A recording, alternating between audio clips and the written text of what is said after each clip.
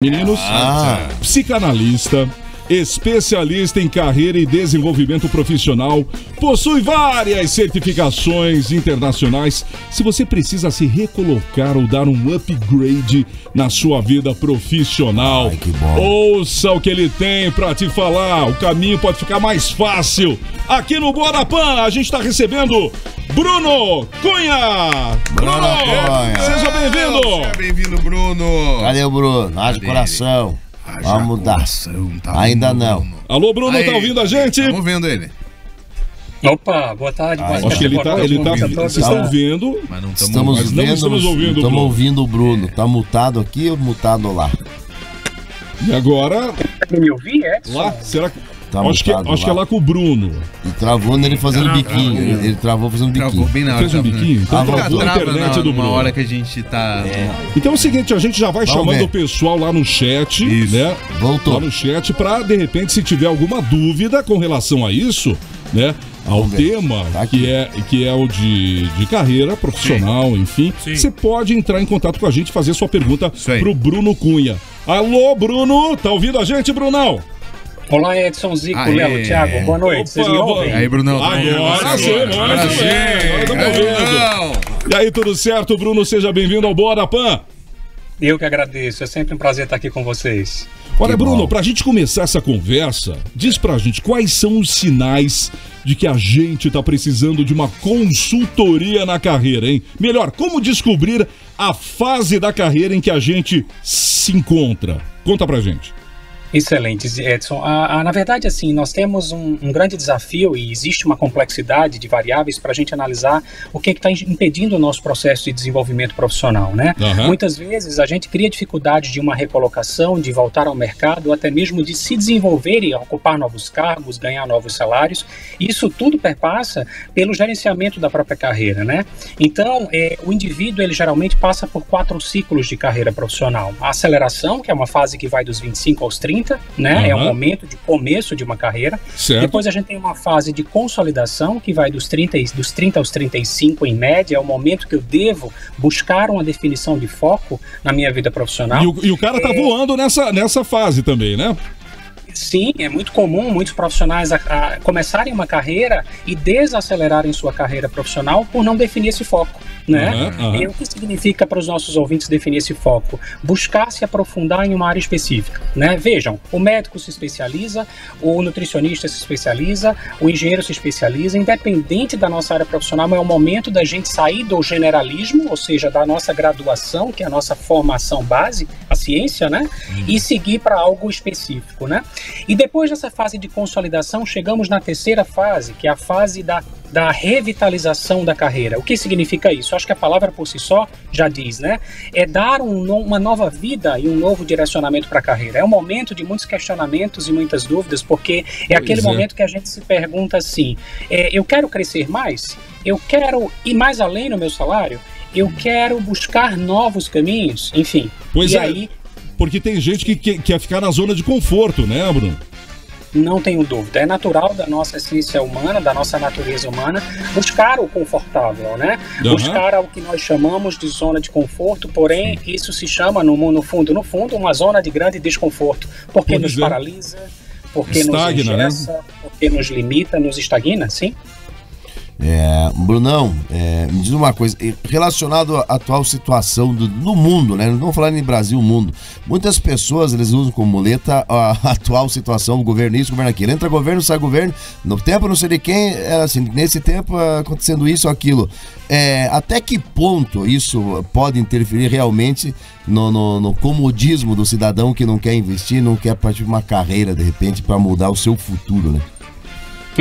Nós chamamos isso de mentalidade da escassez. Quando a gente começa a culpabilizar o externo, ou seja, o governo, a política, a economia, as empresas que a gente trabalha, o nosso relacionamento afetivo ou qualquer outra variável, a gente está, na verdade, justificando o nosso processo, o não desenvolvimento, o nosso não desenvolvimento. Então, quando a gente tem um familiar e um amigo que começa a culpabilizar, né, tornar culpados, buscar culpados por não ter evoluído na sua própria carreira, nós estamos, na verdade, alimentando criando uma mentalidade de escassez, que isso faz com que a gente possa, de fato, dizer que o mercado não tem oportunidade, tem muita gente reclamando que não tem vaga, que a economia não anda, que o governo não anda. Esses elementos externos são muito importantes, mas é importante reforçar como psicanalista que nós não mudamos aquilo que não é nosso, né?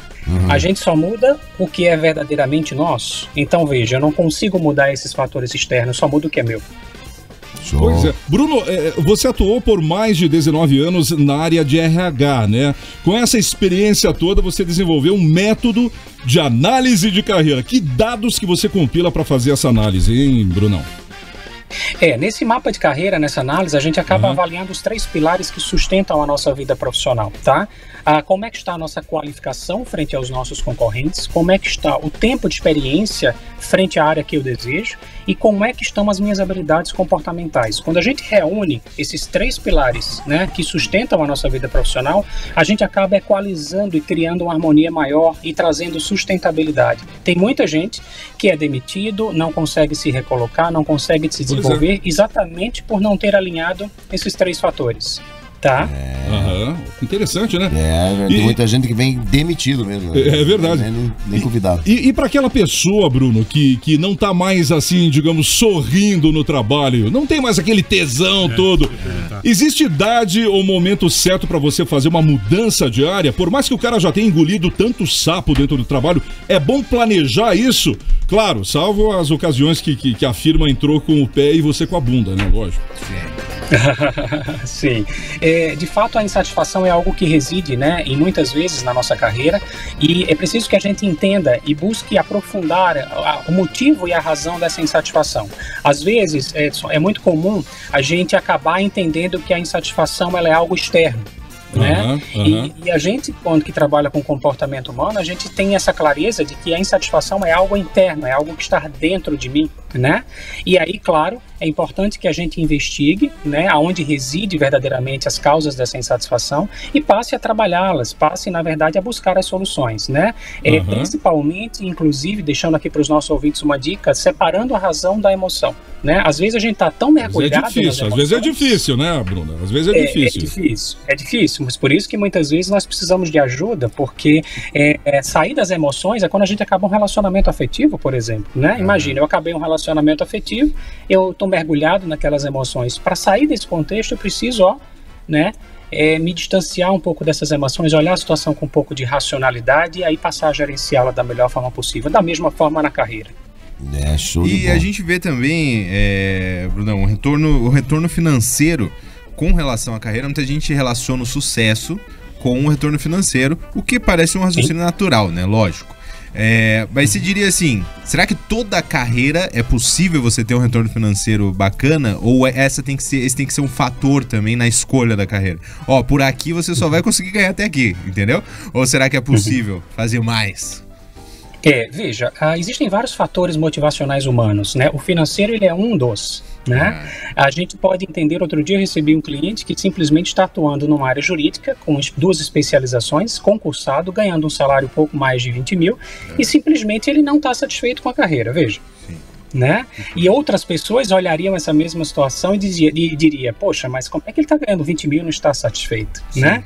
Então, olhar para a carreira vai muito mais além. A nossa cultura brasileira, ela sempre nos condicionou a buscar uma graduação para conseguir um emprego e não uma carreira. Verdade, né? E aí, por isso... É por isso que nós muitas vezes não estamos, até escrevi outro dia um artigo no meu blog que fala sobre o porquê existem tantos adultos insatisfeitos na carreira no Brasil atual. Né? E é exatamente em função disso, porque na verdade emprego é diferente de carreira, né?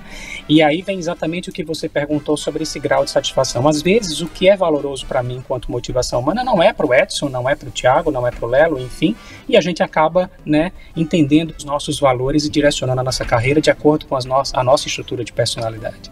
O Bruno, e também é importante o cara sacar qual é a cultura da empresa que ele almeja trabalhar, né? Sim, se faz extremamente necessário, porque tem a ver com os nossos valores, né? Tem a ver com o match, né? É aquela história, eu não vou me relacionar, né, com um namorado, com uma crush, uma esposa, se eu não me afinar, né, efetivamente, né, nessa relação.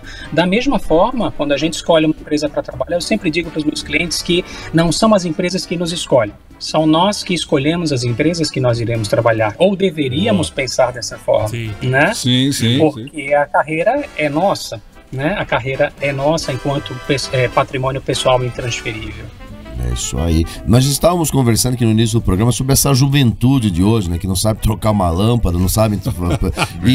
então tá cada dia mais difícil. Como você vê o mundo daqui pra frente com essa juventude? Eles te procuram, pedem auxílio, porque eu acredito que quem pegar os atalhos vai se dar bem lá na frente. E até complementando, não. Por que essa galera de hoje em dia tá tendo essa dificuldade de encontrar algo que goste de fazer, né? Algo que deseje fazer durante a sua vida e tal? É bem legal falar de gerações, porque nós temos duas gerações que a gente pode resumi-las, né, nessas duas gerações. A geração da nossa, eu acho que a gente pode falar de 45, a nossa idade, eu acho que muitos de vocês, da geração a minha do X, Zico, pelo menos. O que é mais?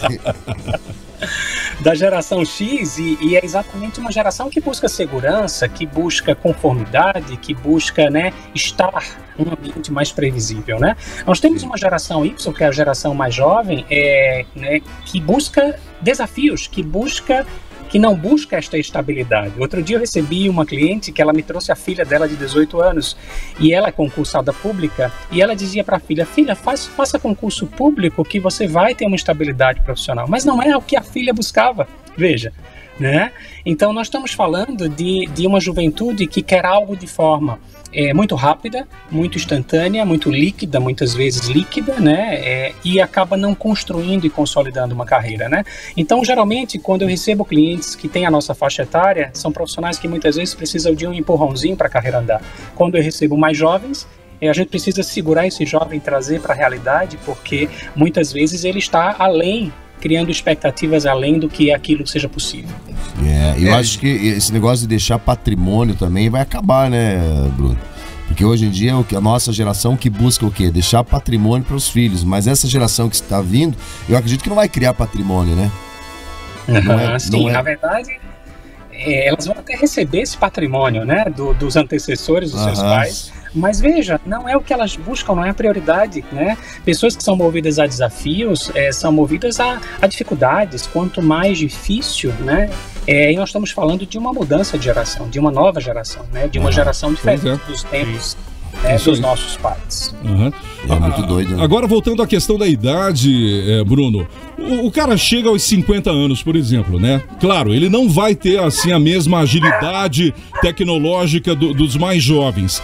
Para esse profissional não ficar assim, frustrado, boladão, o conselho é o cara se encaixar em outras funções menos, digamos, high-tech, ou não tem jeito, vai ter que fazer uma imersão tecnológica? O que você acha? Veja, é necessário, tem muitos profissionais, é excelente a sua pergunta, porque tem muitos profissionais se amparando no etarismo. O etarismo, para os nossos ouvintes, é o preconceito contra a idade, né? Mas é muito importante a gente dizer que esse preconceito ele existe socialmente, nós estamos aprendendo a lidar com o fator da idade, as empresas estão aprendendo a lidar com isso, mas em contrapartida, nós temos profissionais que estão se amparando e dizendo que estão ficando velhos para o mercado, né? E eu gosto muito de uma frase que diz assim, o que fica velho não são os nossos pensamentos, não a nossa idade, né? E aí a gente precisa entender que muitos desses profissionais não estão se atualizando, não estão buscando se inserir dentro desses novos contextos. E aí fica difícil, né? Fica difícil porque como é que eu vou dar continuidade, né, à minha vida profissional? Não tem como. Pois é. E Bruno, você acha que de quanto em quanto tempo, lógico, isso varia de profissão para profissão, mas assim, um tempo básico a galera deveria estar buscando se atualizar, porque hoje em dia tá tudo muito rápido, né? As coisas mudam muito rápido, ficam ultrapassadas muito rápido. Como é que a gente faz de ter um tempo que você acha, de tanto tempo você deveria estar se atualizando e tal? Geralmente esse tempo varia, claro que cada carreira é uma carreira, mas ele varia entre 4 a 6 anos, né? Quando a gente sai de um nível operacional e vai para um nível de média chefia, se a gente quiser seguir uma carreira de gestão, depois de 4 a 6 anos a gente vai assumir uma gerência, se a gente quiser continuar crescendo. Então, em média de 4 a 6 anos, é bom que a gente sempre esteja refletindo sobre o planejamento da nossa carreira, em que fase nós estamos e qual é a próxima fase mais importante, o que eu devo priorizar. Tem muita gente perdida investindo em qualificações de forma inadequada, ou até não priorizando as reais necessidades, né? E isso acaba gerando vários conflitos, porque eu perco dinheiro, tempo, energia, enfim, e acabo, na verdade, não conseguindo aqueles objetivos que eu tanto desejo. A gente vê também muito, Bruno, acho que nos últimos tempos, né, principalmente ali pela época da pandemia, o pessoal falando muito em empreender, como se o empreendedorismo fosse uma saída, uma solução dos problemas, né? Mas a gente vê muita gente que entra nessa e acaba se dando muito mal, porque, sei lá, você diria que empreender é para todo mundo? Qualquer um pode empreender ou você precisa de um foco especial para isso? Veja, a gente descobriu depois da pandemia que muitos profissionais acabaram empreendendo, dando consultoria, sendo um profissional docente ou um profissional autônomo ou liberal. E o que a gente descobriu? Que a carreira não se resume ao nosso emprego. Eu posso simplesmente estar atuando numa empresa, mas em paralelo prestando serviços, dando consultoria, sendo docente, né? E o empreendedorismo é mais uma função da carreira. Eu posso explorar esse empreendedorismo, né, de tal forma a qualquer momento. Agora é importante que a gente se prepare para isso. Respondendo a tua pergunta de forma mais objetiva, todos nós não somos empreendedores, mas nós podemos nos tornar empreendedores, né? Empreendedores está na forma de pensar, de sentir e de agir, né? Legal, e aí muitas vezes eu até quero abrir um negócio, mas eu não regulo essas formas de pensar, de sentir e de agir. Esse negócio vai dar certo? Claro que não. Pois é. E para esse pessoal, Bruno, que tá aí na batalha, tá mandando currículo para todo lugar, pro cara chegar a ter o seu currículo, assim, analisado, lógico, o currículo precisa estar bem elaborado, aquela coisa toda. Mas a primeira etapa de uma avaliação, assim, ela é feita por robôs hoje em dia? Eles fazem essa filtragem pro RH? E como não criar uma armadilha para você mesmo no seu currículo, assim? Sim, por isso que eu sugiro não copiar e colar os modelos de currículos espalhados pela internet, né? Importante, a pessoa que tá ouvindo, importante. Inclusive, existe uma promessa na internet dos currículos milagrosos e infalíveis. Pois é. É muito importante a gente ficar atento a isso, porque o currículo precisa ser direcionado ao cargo, ao nível hierárquico e à área que eu atuo, né? E aí, naturalmente, a gente tem que criar estratégias para estar ultrapassando, né, as barreiras da inteligência artificial, porque tem, inclusive, plataformas, no LinkedIn, tem muita gente reclamando de algumas plataformas. Bruno, eu não consigo passar do envio do currículo, nenhuma empresa entra em contato comigo, e aí a gente começa a entender que isso tudo tem a ver com uma excelência nessa comunicação, né, na estruturação do próprio currículo. Caramba, e você diria que na hora de montar o currículo, eu já ouvi de pessoas assim, de conhecidos, né, de gente que estava procurando emprego, dizendo que às vezes não conseguia e a negativa vinha por um excesso de qualificação. Você diria que essa montagem do currículo direcionado, né, para uma vaga, para uma área, quando você falou em nível hierárquico, isso veio na minha cabeça. Você diria que não é simplesmente jogar tudo que você sabe, tudo que você já fez no currículo? Tem que ser sucinto, Perfeitamente. O currículo, eu vou te dar até algumas dicas para os nossos ouvintes. Um objetivo tem que estar muito claro, a gente tem que estruturar as nossas atribuições e responsabilidades de uma forma bem estruturada, a gente tem que apresentar quais foram as nossas realizações nas empresas onde a gente trabalhou e, principalmente, alinhar o currículo, a vaga e ao nível hierárquico é uma estratégia quase que 100% garantida de sucesso, né? Porque a gente está se comunicando de forma adequada, né, frente às expectativas dos recrutadores perante aquele cargo ou aquela vaga, né, que vão oferecer naturalmente aquele salário. Então, alinhar essa comunicação, como vocês aqui, antes da gente entrar no ar, existe o pitch do programa do dia, né? Ou seja, as notícias do dia, se essas notícias não forem convidativas, a gente muda de rádio, a gente muda de canal. Sim. Por isso que a gente sofre todo dia, né, para buscar essas notícias, né, meus amigos? Perfeito. E é o da seguinte, mesma forma, os recrutadores. Bruno, é você o cara para responder essa minha pergunta. Opa, vamos lá. Se tira uma dúvida do Tiro. Tá? um mito. Colocar assim Bolsonaro. Colocar a pretensão salarial no currículo ou numa entrevista pode ser um tiro no pé? É pegadinha?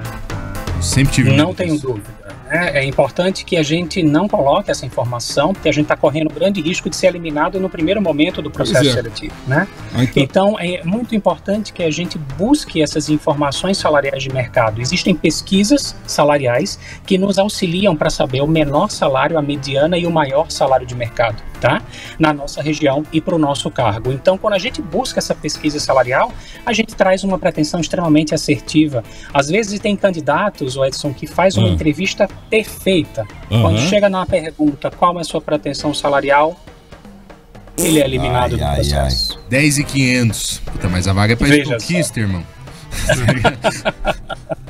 Então é pegadinha.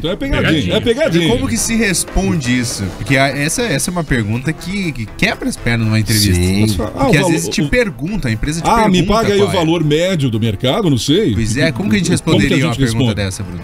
Por isso que é importante a gente se pautar no nosso salário de mercado. Então, eu sugiro para os nossos ouvintes buscar uma pesquisa salarial atualizada do mercado, né, aonde ele atua, em que região geográfica ele atua. Em posse dessa informação, eu consigo dizer, olha, minha pretensão é de X a X, é de 10 a 15, é de 12 a 16, é de 20, enfim. E aí eu tenho muito mais assertividade, né, nessa pretensão salarial, e isso não vai me ocasionar uma perda de oportunidade. Sensacional! 6h19, a gente tá aqui com esse mestre, né? Ele é psicanalista, gente. Ele é especialista em carreira, o Bruno Cunha. Brunão, vamos falar de liderança agora. É o seguinte, chefe todo mundo pode ser, né? Mas e a liderança? Técnica sem carisma ou carisma sem conhecimento profundo podem fazer com que o cara não aguente o tranco? Não tenho dúvida. A liderança é algo que é desenvolvido, né? A gente pode, sim, buscar esse processo de desenvolvimento. Mas é bom que a gente entenda que sem uma qualificação adequada, essa liderança não se sustenta, né? E eu vou trazer aqui um exemplo para que vocês possam me entender. Quando um profissional atinge um cargo ou o poder daquele cargo, se ele for uma pessoa muito carismática, só com carisma ele consegue se manter no cargo, na opinião de vocês? Não sei, né? Às vezes o carisma daquele que puxa o saco dos superiores, você diz, ou o cara sendo, tipo, bom com a equipe dele, tem um carisma com a equipe dele. Eu acho que se ele tiver um carisma com a equipe, ele consegue. Carisma sem conhecimento. Usar a democracia excessiva sem conhecimento não se sustenta, porque eu viro um paizão, né? Aí o resultado não vem, né? O resultado não vem, e veja, vamos trazer agora uma outra visão. Cheguei naquele cargo, só que eu tenho um estilo de poder. Só pautado no poder eu consigo liderar? Não. Porque daí ninguém vai gostar de você, né? As pessoas não vão fazer também porque não querem trabalhar com você mais. Sim. Qual o estilo que eu me torno? Vira um autoritário. Mas eu acho autoritário. Um autoritário, veja, só uso do poder, eu não consigo me manter. Então veja, não adianta só a gente olhar para soft skills, para as hard skills, e sim para soft skills. Ou seja, o que é hard skills para os nossos ouvintes? Nossa qualificação técnica. E o que significa soft skills? As nossas habilidades comportamentais. Mas Bruno, assim, o cara que é carismático é mais fácil para ele se tornar um técnico, né? E vice-versa, e o cara mais técnico, ele consegue ter carisma? Porque não é uma coisa, porque é uma coisa mais nata do cara, né? Eu acho que deve ser mais difícil. Veja, quando eu não tenho qualificação, eu recorro às minhas competências comportamentais que existem. Então, quando eu não tenho qualificação, ou eu sou muito carismático, ou eu sou muito autoritário, né? E vejam que curiosidade, nós temos os nossos dois governantes, exemplos disso. Um muito democrático e um muito autoritário. Ambos não têm qualificação para estarem no poder. Eu sou imbrochável. Imbrochável. E aí já sabe o resultado disso, né? É verdade. E pra gente fechar, Bruno, que a gente já tá aqui com o tempo esgotado, nunca se viu tantos coaches e gurus no mercado, né? É verdade. Cada um com uma fórmula mágica pro sucesso. Vencer, né, irmão? De quem que a gente deve fugir? Qual o discurso que a gente deve fugir? Muito bom. Essa pergunta é muito esclarecedora para os nossos ouvintes. Muito cuidado com esses modismos no mercado. Isso não acontece só na área de recursos humanos, isso acontece em todas as áreas profissionais. E muitas vezes nós nos perdemos em, de fato, acreditar, né, nesses oportunistas ou nessas pessoas que, na verdade, não estudaram para isso. Então, para um profissional buscar um profissional especialista em carreira, um consultor de carreira, que esse profissional tenha vivência de mercado, tenha vivência de RH, entenda sobre o mundo do trabalho, ao mesmo tempo tenha estudado, tenha feito uma especialização, né, na área de orientação profissional de carreira e automaticamente tenha uma experiência, né, tenha uma experiência consolidada. E aí quando a gente olha para esse profissional, é igual quando a gente vai buscar um médico, né? Infelizmente, no Brasil, as pessoas, quando precisam de um médico, vão no médico. Quando tem um problema de dente, vão no dentista. Quando tem um problema na carreira, procuram uma cartomante, vai usar astrologia. Vai buscar astrologia, e vai fazer uma consulta numa religião, enfim. E a gente precisa entender que isso essa área é uma área profissional e que tem muitos profissionais bons no mercado. Agora, muito cuidado na hora de escolher para não cair, né, numa grande expectativa e se frustrar em relação ao que vai ser oferecido.